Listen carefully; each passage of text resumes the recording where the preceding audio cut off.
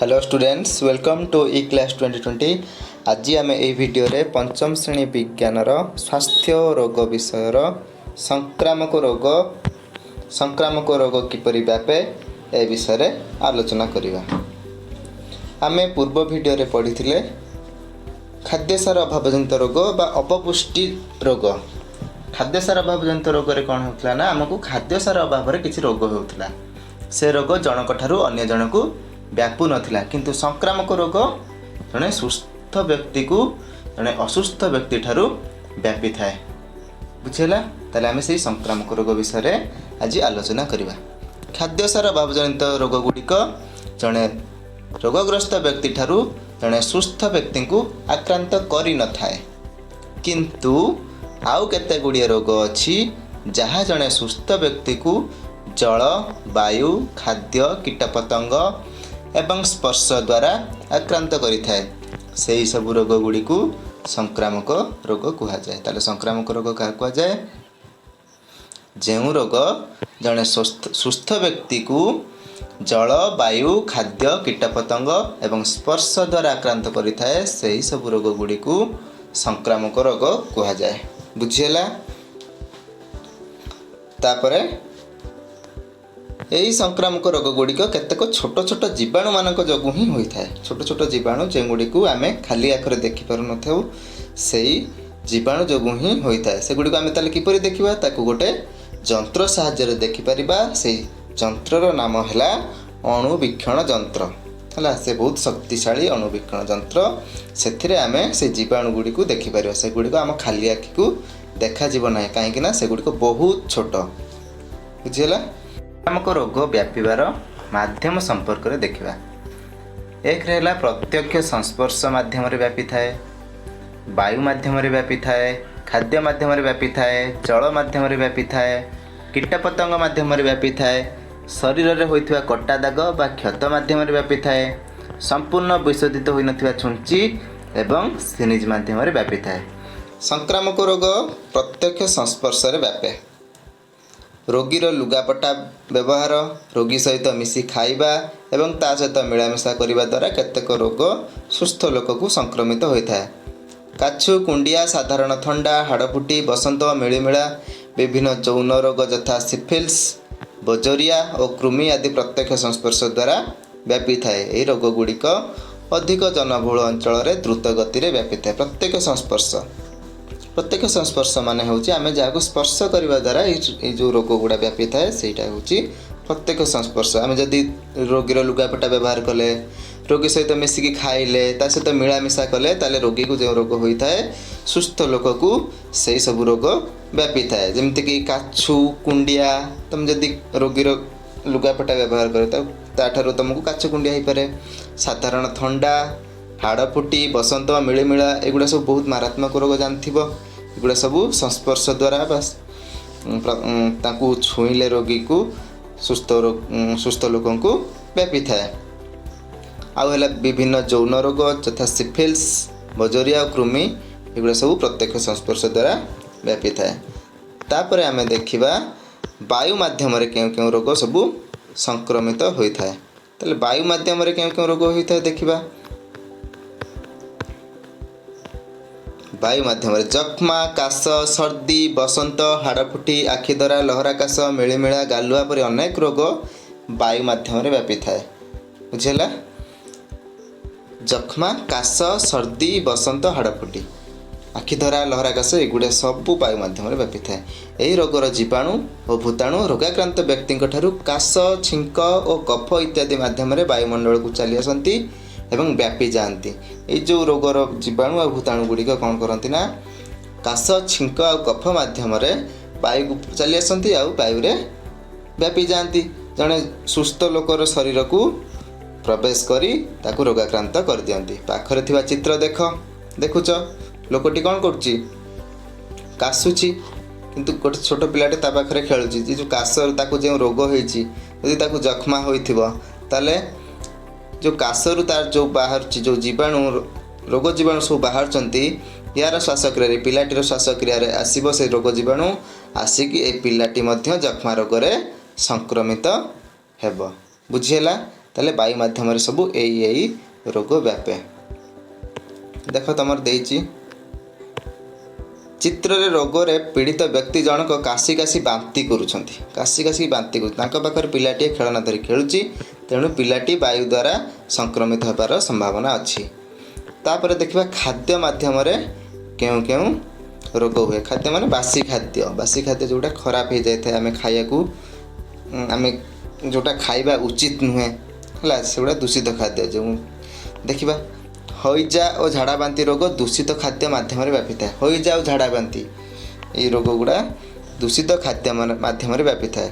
धूली पड़ी पची सड़ी जाइथिबा एवं बासी हो जाइथिबा खाद्य दूषित हो जाए एवं एथिरे विभिन्न प्रकार रोग जीवाणु जन्मी थांती। आमे जदि एई खाद्य को दूषित खाद्य को आमे खाइबा ताले हमको कौन हेबो हईजा और झाड़ा बांती भली रोग होई पारे हैला। जल माध्यम जो क्यों क्यों रोग हो जल माध्यम माने दूषित जल माध्यम क्यों क्यों रोग हमको हो देखा। जल कूओ पोखरी नई और नाल इत्यादि पानी विभिन्न कारण दूषित होता है। विभिन्न कारण दूषित होता है। कूओ पोखरी नई नाल एक पानी कौन केबे विशुद्ध कि एगुड़ा कौन पीवा योग्य कि पीवा योग्य नुह। कहीं कूओ पोखरी नई नाल एथिरे सब पत्र पड़ी थाए, विभिन्न प्रकार पशु पक्षी शब भी भासु थाए नई रे देखि आ नाल कौन संपूर्ण विशुद्ध थाए कि विशुद्ध न थाए। पोखरी जल भी विशुद्ध नुहे, कूओ जल भी विशुद्ध नुहे। ताले एगुड़िक सब कौन यार जल यही सब जो जलर उत्स सब कहली जलर उत्सर से जल कौन दूषित। प्राय अधिकांश रोग दूषित जल द्वारा ही व्यापी थाए। जो जल रे शरीर को हानि घटाइबा भली विभिन्न उपादान और रोग जीवाणु थाए ताहाकू दूषित जल कहा जाए। ताले दूषित जल क्या कहा जाए?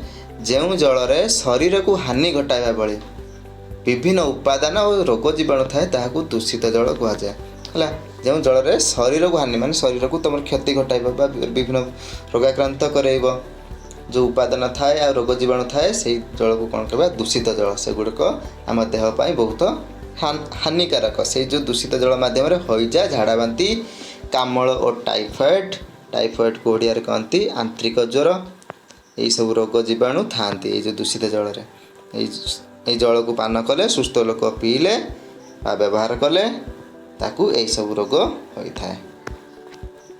आ गोटे देख भल कथा देती तुम्हें जानिछ कि कूओ पोखरी और नई नाल जल को भल कर फुटाई छाणी पीले रोग हुए ना है। ये जो कूओ पोखरी नई नाल कथा जो आम आलोचना कले तार पानी को भल भाव में फुटाइबा छाणिकी पीले रोग हेबनी। ताले केते मिनिट पर्यंत फुटेबा 10 मिनिट पर्यंत जल फुटिले सेतिरे थिबा जीवाणु मरी जाती। तापर जल को घोड़ाई रखिले जल कौन हुए जीवाणु मुक्त रहे ताकू आम तापर छाणिकी पानीय जल रूपे व्यवहार करिपरिबा। तापर देख तुम गोटे स्लोगान देछि विशुद्ध जल कले सेवन निरोग रहिब तुम जीवन। यहीपरी आउ दुटी स्लोगान तुम्हें लेखिब लेखिकी ताकू तुम श्रेणी गृह कांथरे टांगिब। कीटपतंग माध्यम क्यों क्यों रोग व्यापी थाए देख। मलेरिया बात ज्वर डेंगू इत्यादि रोग मशा द्वारा व्यापी थाए। ताले कीटपतंग कहले कौन बुझुछ? देखुच जो मशा माछी आउ कृमि एगुड़ा सब कौन तुम कीटपतंग है। पतंग हेले जार सब जो मैंने सब उड़ी पार्टी जमीक मशा माछी एगुड़ा सब उड़ी पार्टी एगुड़ा सब पतंग। कीट हेले तुम जो दसी पोक कृमि एगुड़ा सब तुम अंकुश कृमि जिया एगुड़ा सब हेले तुम कीट।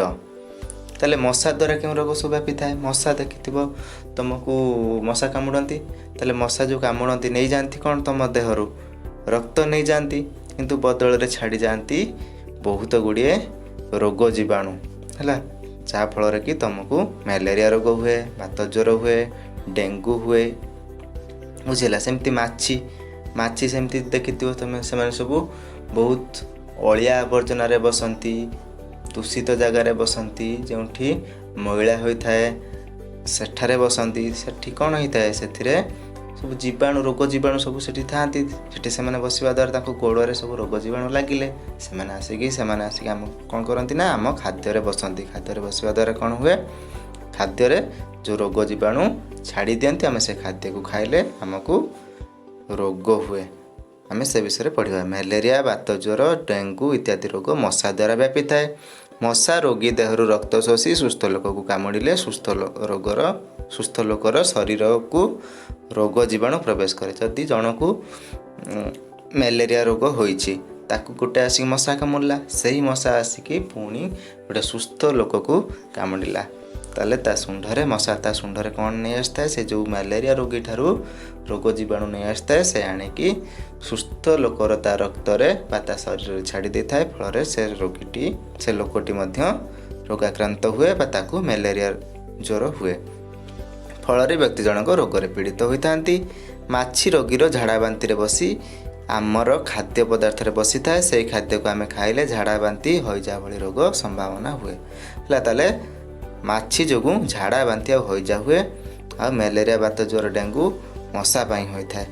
ଏବେ ଚିନ୍ତା କରି କୁହ, ଡାକ୍ତର ରୋଗୀର ରକ୍ତ ଓ ଝାଡ଼ା ପରୀକ୍ଷା କରିବା ପାଇଁ କହିଥାନ୍ତି। ରକ୍ତ ପରୀକ୍ଷା କଲେ ଆମେ ଜାଣିପାରିବା ରୋଗୀକୁ ମ୍ୟାଲେରିଆ, ବାତ ଜ୍ୱର କି ଡେଙ୍ଗୁ ଜ୍ୱର ହୋଇଛି କି ନାହିଁ ଜଣାପଡ଼ିବ। ଆଉ ଝାଡ଼ା ପରୀକ୍ଷା କରିବା ଦ୍ୱାରା ତାକୁ ହଇଜା ହୋଇଛି କି ନାହିଁ ଜଣାପଡ଼ିବ। ବୁଝିହେଲା? ତାପରେ ଗୋଟେ ଭଲ କଥା ଦେଇଛି ଦେଖ। ତୁମେ ଜାଣିଛ କି ମାଇ ଏନୋଫିଲିସ୍ ମଶା କାମୁଡ଼ିଲେ ମ୍ୟାଲେରିଆ ରୋଗ ହୁଏ, ଆଉ କ୍ୟୁଲେକ୍ସ ମଶା କାମୁଡ଼ିଲେ ବାତ ଜ୍ୱର ହୁଏ। ମାଇ ଏନୋଫିଲିସ୍ ଗୋଟେ ମଶା ଅଛି। ସେ ମଶା ଯଦି ତୁମକୁ କାମୁଡ଼ିବ ବା ଆମକୁ କାମୁଡ଼ିବ, ତାହେଲେ ଆମକୁ ମ୍ୟାଲେରିଆ ରୋଗ ହେବ। ଆଉ କ୍ୟୁଲେକ୍ସ ମଶା ଗୋଟେ ଅଛି, ସେଟା କାମୁଡ଼ିଲେ ଆମକୁ ବାତ ଜ୍ୱର ହେବ। ଆଉ ଏଡିସ୍ ମଶା ଅଛି, ତାହା କାମୁଡ଼ିଲେ ଆମକୁ ଡେଙ୍ଗୁ ଜ୍ୱର ହୁଏ।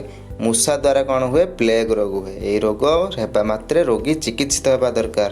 ଏହିସବୁ ରୋଗ ହେବା ମାତ୍ରେ ରୋଗୀ ଚିକିତ୍ସିତ ହେବା ଦରକାର। କାହିଁକିନା ସେ ସଂକ୍ରାମକ ରୋଗ, ଏଗୁଡ଼ା ସବୁ ସଂକ୍ରମିତ ଲୋକଠାରୁ ବା ସେଇ ଯେଉଁ ରୋଗୀଠାରୁ ଆମକୁ ବା ସୁସ୍ଥ ଲୋକଙ୍କୁ କ'ଣ ସଂକ୍ରମିତ ହୋଇଥାଏ।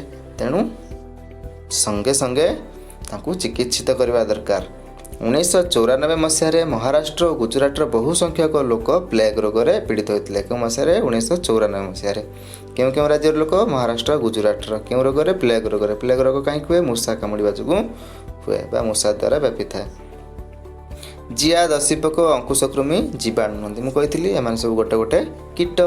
ଏମାନେ ଆମ ଦେହରେ ରହିଲେ ଆମକୁ ଅସୁସ୍ଥ କରିଦିଅନ୍ତି, ଆମେ ଦୁର୍ବଳ ହୋଇପଡ଼ୁ।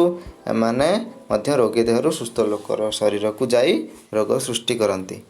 ଏମିତି ବିଭିନ୍ନ ପ୍ରାଣୀମାନଙ୍କ ଦ୍ୱାରା ବି ସବୁ ରୋଗ ବ୍ୟାପିଥାଏ। ଯେଉଁ କୁକୁର ତୁମକୁ କାମୁଡ଼ୁଛି, ଯାହାକୁ କାମୁଡ଼ିଥିବ ତାକୁ କ'ଣ ଦିଆଯାଏ? ତାକୁ ଇଞ୍ଜେକ୍ସନ୍ ଦିଆଯାଏ। ଇଞ୍ଜେକ୍ସନ୍ ନ ନେଲେ କ'ଣ ହେବ? ଜଳାନ୍ତକ ରୋଗ ହେବ। ସେଇ ପାଗଳ କୁକୁର ଆଉ ବିଲୁଆ କାମୁଡ଼ିବା ଦ୍ୱାରା ଜଳାନ୍ତକ ନାମକ ସଂକ୍ରାମକ ରୋଗ ହେବାର ସମ୍ଭାବନା ଅଛି। ତେଣୁ ତୁମେ ସମସ୍ତେ ଯାହାକୁ କୁକୁର କାମୁଡ଼ିବ, ସଙ୍ଗେ ସଙ୍ଗେ ତା'ର ଇଞ୍ଜେକ୍ସନ୍ ଡାକ୍ତରଖାନାରେ ଯାଇକି ନେବ। ତାପରେ 6ରେ ଶରୀରରେ ହୋଇଥିବା କଟା ଦାଗ ବା କ୍ଷତ ମାଧ୍ୟମରେ, ଶରୀରରେ ଯେଉଁ କଟା ଦାଗ ଅଛି ବା କ୍ଷତ ଅଛି, ତାହା ମାଧ୍ୟମରେ ମଧ୍ୟ ରୋଗ ହୋଇଥାଏ। ଆମ ଚର୍ମରେ ଯଦି କ୍ଷତ ନଥାଏ, ତେବେ ଚର୍ମ ମଧ୍ୟ ଦେଇ କ'ଣ ହୋଇଥାଏ? ଜୀବାଣୁ ସହଜରେ ପ୍ରବେଶ କରିପାରିବେ ନାହିଁ। ଯଦି ଆମର କ୍ଷତ ହେବ, ତାହେଲେ କ'ଣ ହେବ? ଅତି ସହଜରେ ସେମାନେ ପଶିଯିବେ ଆମ ଭିତରକୁ, ଆମ ଶରୀର ଭିତରକୁ ପ୍ରବେଶ କରିଯିବେ। ଫଳରେ ଆମକୁ କ'ଣ ହେବ? ରୋଗ ହେବ। ଧନୁଷ୍ଟଙ୍କାର ରୋଗର ଜୀବାଣୁ ସୁସ୍ଥ ଲୋକର ଶରୀରରେ ଏହିପରି ପ୍ରବେଶ କରିଥାନ୍ତି। ଏହି ରୋଗର ପ୍ରତିରୋଧ ପାଇଁ କ୍ଷତ ହେବାର 24 ଘଣ୍ଟା ମଧ୍ୟରେ ଧନୁଷ୍ଟଙ୍କାର ନିରୋଧକ ଇଞ୍ଜେକ୍ସନ୍ ବା ATS ବା ଇଂଲିଶରେ ଆଣ୍ଟି ଟିଟାନସ୍ ସିରମ୍ ନେବା ଆବଶ୍ୟକ। 24 ଘଣ୍ଟା ମଧ୍ୟରେ ଆମେ ନେବା ଆବଶ୍ୟକ। ନହେଲେ ଧନୁଷ୍ଟଙ୍କାର ରୋଗ ହେବ। ଯେଉଁଠି ମନେ କରାଯାଉ ତୁମର କେଉଁଠି କ୍ଷତ ସୃଷ୍ଟି ହେଲା, ସେଠି ଯଦି ତୁମର ଗୋବର ଲାଗିଲା କି ମାଟି ଲାଗିଲା, ସେଥିରେ ସବୁ ମାଟିରେ ବା ଗୋବରରେ ସବୁ ଜୀବାଣୁ ଥାନ୍ତି। ସେ ଜୀବାଣୁ ପ୍ରବେଶ କରିକି ଆମକୁ ଧନୁଷ୍ଟଙ୍କା ରୋଗ କରିବାର ସମ୍ଭାବନା ଥାଏ। ତେଣୁ ଆମେ କ୍ଷତ ହେବାର 24 ଘଣ୍ଟା ମଧ୍ୟରେ କ'ଣ କରିବା? ଧନୁଷ୍ଟଙ୍କାର ନିରୋଧକ ଇଞ୍ଜେକ୍ସନ୍ ବା ATS, ଯାହାକୁ ଇଂଲିଶରେ କହନ୍ତି ଆଣ୍ଟି ଟିଟାନସ୍ ସିରମ୍ ନେବା ଆବଶ୍ୟକ। ତୁମେ ଜାଣିଛ କି ଧନୁଷ୍ଟଙ୍କାର ରୋଗର ଜୀବାଣୁ ମାଟି ଓ ଗୋବରରେ ରହିଥାଏ? ମୁଁ କହିଲି ମାଟି ଓ ଗୋବରରେ ଧନୁଷ୍ଟଙ୍କାର ରୋଗର ଜୀବାଣୁ ରହିଥାଏ। ଦେହର କୌଣସି ସ୍ଥାନରେ କ୍ଷତରେ ମାଟି, ଗୋବର ବା ସେଥିରେ ପଡ଼ିଥିବା କୌଣସି ଜିନିଷ ଲାଗିଲେ ଧନୁଷ୍ଟଙ୍କାର ରୋଗ ହେବାର ସମ୍ଭାବନା ଥାଏ। 7 ନମ୍ବର ମାଧ୍ୟମରେ ଆସୁଛି ସମ୍ପୂର୍ଣ୍ଣ ବିଶୋଧିତ ହୋଇନଥିବା ଛୁଞ୍ଚି ଏବଂ ସଂକ୍ରମିତ ସିରିଞ୍ଜ ମାଧ୍ୟମରେ। ତୁମେ ଦେଖିଥିବ ଗୋଟିଏ ସିରିଞ୍ଜକୁ ଗୋଟିଏ ରୋଗୀ ପାଇଁ ବ୍ୟବହାର କରାଯାଏ। ଗୋଟିଏ ସିରିଞ୍ଜ ବ୍ୟବହାର ହେଲା ପରେ ତୁମକୁ ଡାକ୍ତର ଫେରାଇ ଦିଅନ୍ତି। ସେମାନେ ରଖନ୍ତି ନାହିଁ ତାଙ୍କ ପାଖରେ, କାହିଁକିନା ଗୋଟିଏ ଛୁଞ୍ଚିରେ ଗୋଟିଏ ରୋଗୀକୁ व्यवहार करा जाए। गोटे छुंची को जदि अन्य रोगी पाखरे आम व्यवहार करवा ताले कौन हम, जदि जड़े लोक को कौन सी रोग होइची सेही रोग सुस्थ लोक को हम। जमीक एड्स गोटे रोग, जमीक यही रोग कौन होता है से संक्रमित छुंची द्वारा व्यापी थाए। ताहले देख अधिकांश रोग सुचारू रूपे विशोधित होई नथिबा छुंची और सिरिंज माध्यम व्यापी थाए। संक्रमित होइथिबा छुंची माध्यम इंजेक्शन नेले अनेक समय सुस्थ लोकटी रोगग्रस्त हुए। एड्स एहीपरि व्यापी थाए। आज आम एतिकी पढ़िले वीडियो रे। जदि तुमको भल लगी था वीडियोटी ताले लाइक करिवो, सब्सक्राइब करिवो।